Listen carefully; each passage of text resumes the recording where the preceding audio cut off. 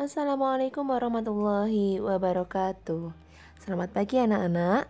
Bertemu lagi di pembelajaran jarak jauh bersama Bu Usna. Semoga anak-anak di rumah selalu sehat dan tetap semangat belajar. Oke, hari ini kita akan belajar tema 1, subtema 2, pembelajaran 3 dan 4. Sebelum belajar, siapkan dulu bukumu dan awali dengan berdoa.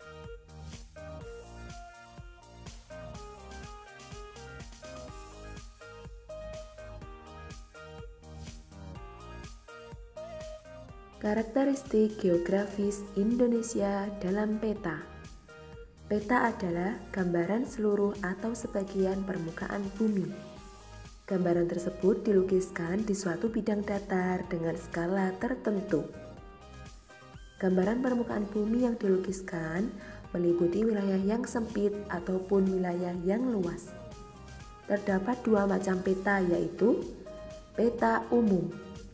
Peta yang menggambarkan suatu daerah secara umum. Dalam peta umum, hal yang biasa digambarkan adalah penampakan alam dan penampakan buatan yang ada di daerah tersebut. Peta khusus yaitu peta yang menggambarkan hal-hal khusus dari suatu daerah. Peta khusus disebut juga peta tematik. Peta khusus lebih spesifik dalam menggambarkan hal tertentu. Misalnya peta kepadatan penduduk di Indonesia. Berikut salah satu contoh peta khusus, yaitu peta persebaran kepadatan penduduk di Indonesia. Ayo kita amati. Dalam peta, pulau-pulau di Indonesia diberi warna yang berbeda-beda sesuai dengan jumlah orang per kilometer perseginya. Hijau menandakan orang yang berada pada tempat tersebut kurang dari 10 orang per kilometer persegi. Kuning menandakan orang yang berada pada daerah tersebut antara 100 sampai 199 orang per kilometer persegi. Sedangkan merah menandakan orang yang berada pada tempat tersebut lebih dari sama dengan 1299 orang per kilometer persegi. Dari hasil pengamatanmu terhadap peta tersebut, coba jawablah pertanyaan berikut. Pulau manakah yang paling padat penduduknya di Indonesia? Pulau manakah yang paling sedikit penduduknya di Indonesia? Berapakah jumlah kepadatan penduduk provinsi di tempat tinggalmu? Selanjutnya, ayo kita amati peta persebaran suku-suku bangsa yang ada di Indonesia.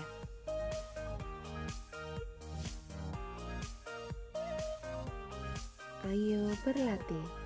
Dengan bantuan orang tua atau saudara di rumah, silakan kalian pasangkan antara pulau dengan suku bangsa yang tepat dengan menarik garis. Menentukan ide pokok dalam teks percakapan. Teks percakapan termasuk dalam teks lisan. Selain teks tulis, teks lisan juga memiliki ide pokok. Cara menentukan ide pokok pada teks lisan. 1. Dengarkan teks dengan sungguh-sungguh. 2. Catat permasalahan atau peristiwa apa saja yang sedang dibicarakan dalam teks. 3.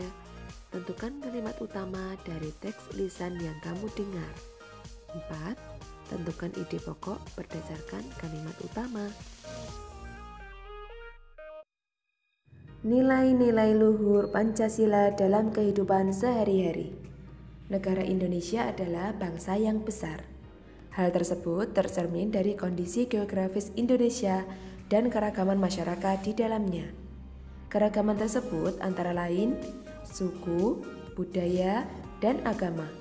Keragaman tidak membuat Indonesia menjadi bangsa yang terpecah belah, tapi tetap bersatu dengan berdasarkan nilai-nilai luhur Pancasila. Kita telah belajar bahwa sila-sila dalam Pancasila memiliki nilainya masing-masing. Nilai-nilai luhur tersebut tercermin dalam kehidupan berbangsa dan bernegara bagi masyarakat Indonesia.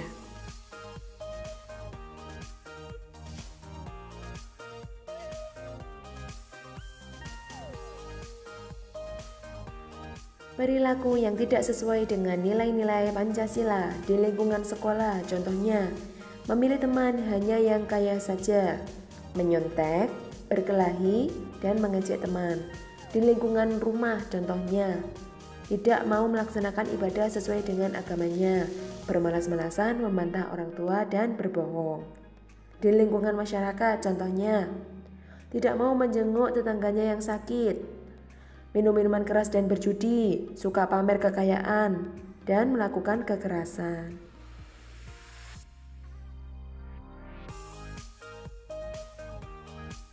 Banyak faktor yang membuat bangsa Indonesia menjadi sebuah bangsa yang besar, yang bisa disandingkan dengan bangsa-bangsa besar lainnya di dunia. Banyak faktor pula yang menjadikan kita semakin bangga menjadi warga negara Indonesia. Faktor-faktor tersebut antara lain: 1. Nilai-nilai luhur yang hidup di tengah-tengah masyarakat. 2. Wilayahnya yang luas dan berupa kepulauan. 3. Letak geografis dan strategisnya. 4. Besarnya jumlah penduduk. 5. Beragamnya suku, agama, ras, dan golongan. 6. Beragamnya budaya, sosial, dan ekonomi.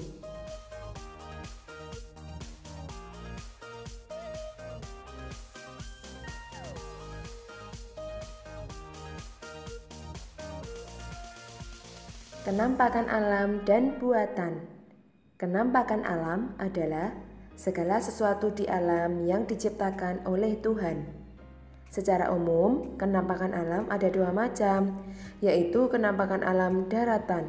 Contohnya gunung, pegunungan, dataran rendah, dataran tinggi, tanjung, pantai.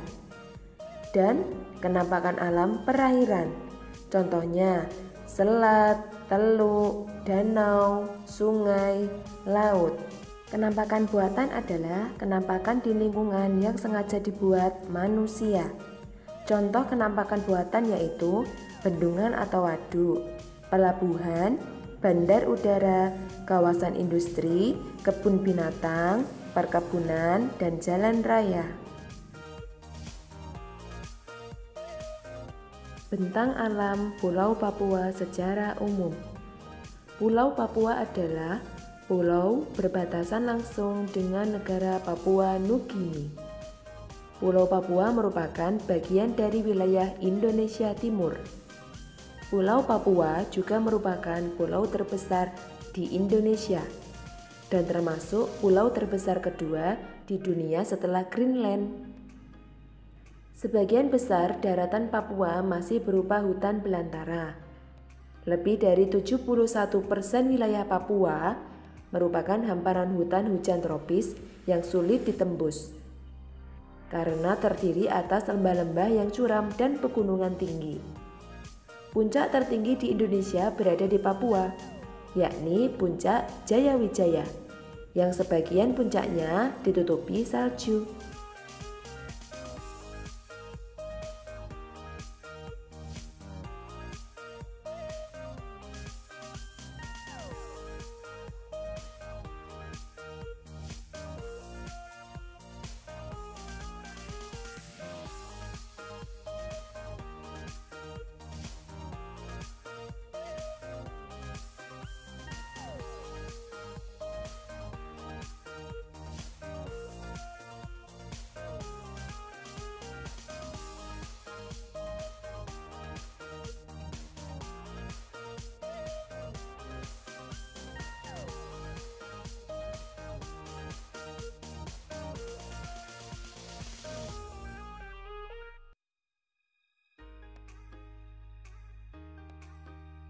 Cuaca dan iklim di Indonesia. Cuaca adalah rata-rata keadaan udara di suatu tempat dalam rentang waktu yang relatif singkat. Cuaca cepat berubah-ubah dan daerahnya tidak terlalu luas.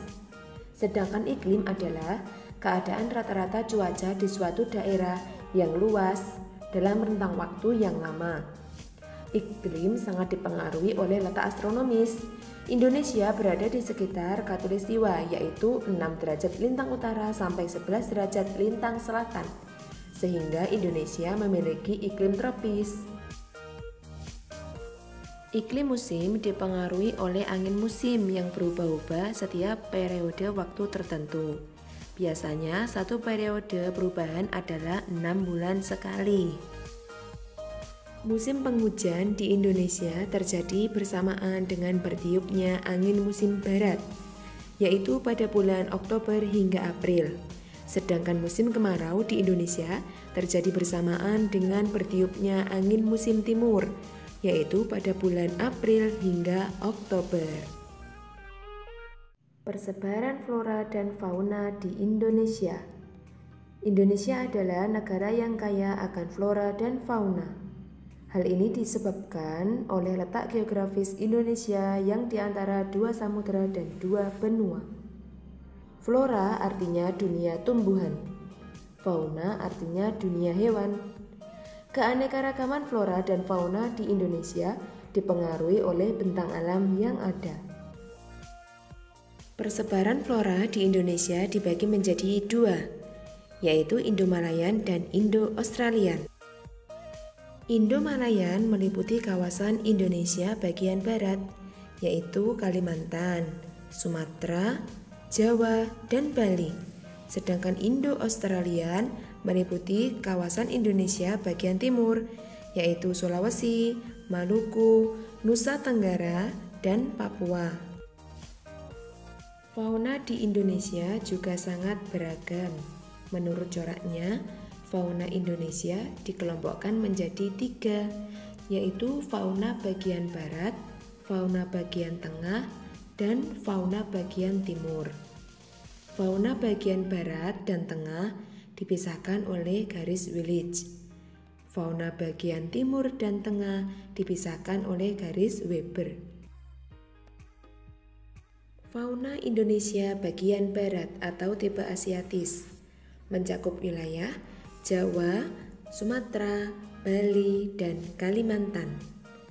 Banyak ditemui mamalia yang berukuran besar, seperti gajah, badak berjula 1, banteng, macan, tapir, kerbau, rusa, orang utan, monyet, babi hutan, bekatan, dan lainnya. Fauna Indonesia bagian tengah atau tipe perarian. Wilayah ini juga sering disebut dengan wilayah fauna Kepulauan Willige.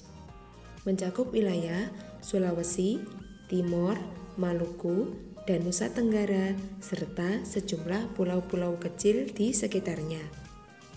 Fauna yang menghuni wilayah ini antara lain babi rusa, anoa, kuda, monyet saba, babi, beruang, ikan duyung, kuskus, monyet hitam, tarsius, sapi, dan banteng. Fauna Indonesia bagian timur atau tipe Australik mencakup wilayah Halmahera, Papua, dan Kepulauan Aru. Mamalia yang banyak ditemui di wilayah ini antara lain beruang, kanguru, walabi, landak irian, kuskus, kanguru pohon, pemanjat berkantung, dan kelelawar. Di wilayah ini tidak ditemukan kera. Sekian materi pada pembelajaran 3 dan 4 yang dapat saya sampaikan. Apabila ada salah kata, saya mohon maaf. Insya Allah bertemu lagi di video pembelajaran jarak jauh berikutnya. Wassalamualaikum warahmatullahi wabarakatuh.